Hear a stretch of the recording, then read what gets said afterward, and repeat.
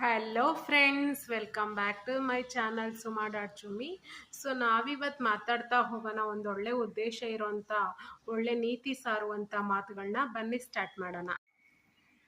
ಸೋಲನ್ನು ಕಾಣದ ಜೀವ ಸೋತು ಹೋಯಿತೆಂದು ಕೊರಗಬೇಡ. ನೋವನ್ನು ಅನುಭವಿಸುತ್ತಿದೆ ಎಂದು ಕುಗ್ಗಬೇಡ. ದುಃಖದ ಪದವಿಲ್ಲದ ಜೀವ ದುಃಖಿಸುತ್ತಿದೆ ಎಂದು ಮರುಗಬೇಡ. ಮೇಲೊಬ್ಬ ನಿನ್ನ ಜೀವನದ ಉನ್ನತಿಗಾಗಿ ಪರೀಕ್ಷಿಸುತ್ತಿರುತ್ತಾನೆ. ಅವನ ಮೇಲೆ ನಂಬಿಕೆ ಇಡು, ಹೆದರಬೇಡ. ಬದುಕಬೇಕು, ಯಾರಿಗೂ ನೋವು ಕೊಡದೆ, ನೋವಿದ್ದರೂ ಹೇಳದೆ. ಬದುಕು ಎಲ್ಲದಕ್ಕಿಂತ ದೊಡ್ಡದು. ಬೇರೆಯ ತಪ್ಪಿಗೆ ನಾವು ಬದುಕಕ್ಕೋದ್ರೆ ನಮ್ಮ ಬದುಕಿಗೆ ನಾವು ಬೆಲೆ ತೆರ್ತಾ ಹೋಗಬೇಕು, ಅಲ್ಲವೇ ಸ್ನೇಹಿತರೆ? ಓದುವ ಸಮಯದಲ್ಲಿ ನಿನ್ನ ಮನಸ್ಸು ಚಂಚಲವಾಗಿದ್ದರೆ ಆಗ ನಿನ್ನ ತಂದೆ ತಾಯಿಗಳನ್ನು ನೆನಪಿಸಿಕೊಂಡು ಓದು. ಆಗ ನಿನ್ನ ಮನಸ್ಸು ಯಾವಾಗಲೂ ಚಂಚಲವಾಗುವುದಿಲ್ಲ. ಕೋಪ ಕೆಟ್ಟದ್ದು, ಆದರೆ ಅದನ್ನು ಎಲ್ಲಿ ತೋರಿಸಬೇಕೋ ಅಲ್ಲಿ ತೋರಿಸಬೇಕು. ಇಲ್ಲದಿದ್ದರೆ ತಪ್ಪು ಎಸಗಿದವನು ತಾನು ತಪ್ಪು ಮಾಡಿರುವನೆಂದು ಅರಿತುಕೊಳ್ಳುವುದಿಲ್ಲ ಮತ್ತು ಯಾವಾಗಲೂ ನಿಮ್ಮೊಂದಿಗೆ ಆತನು ಅದೇ ರೀತಿಯಾಗಿ ವರ್ತಿಸುತ್ತಾನೆ. ಶ್ರೀಕೃಷ್ಣೋಕ್ತಿ.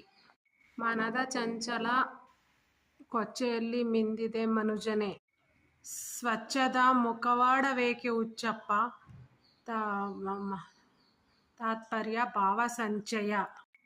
ಬದುಕು ಅನ್ನೋ ಹೊಲದಲ್ಲಿ ಸಮಸ್ಯೆಗಳು ಅನ್ನೋ ಕಳೆ ಬೆಳೆಯುತ್ತಲೇ ಇರುತ್ತೆ. ನನ್ನದೇ ಕೆಲವು ಆಯ್ಕೆಗಳು, ನನ್ನದೇ ಕೆಲವು ನಿರ್ಧಾರಗಳು ನನಗೇ ಹೇಳುತ್ತಿವೆ ಅನುಭವಿಸೋ ಎಂದು.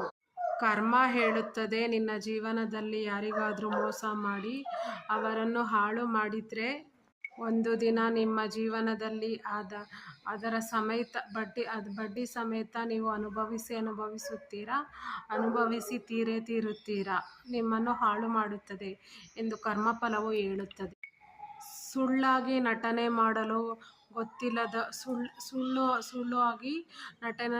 ಗೊತ್ತಿಲ್ಲದವರು ಮೊದಲು ವ್ಯಕ್ತಪಡಿಸುವುದು ಕೋಪ ಮತ್ತು ಕಣ್ಣೀರು. ಆದರೆ ಎಲ್ಲರಿಗೂ ಕೋಪದ ಮಾತುಗಳು ಕಾಣುತ್ತವೆ ಹೊರತು ಆ ಕೋಪದ ಹಿಂದೆ ಇರುವ ಪ್ರೀತಿ ಮತ್ತು ಕಾಳಜಿ ಕಾಣಿಸುವುದಿಲ್ಲ.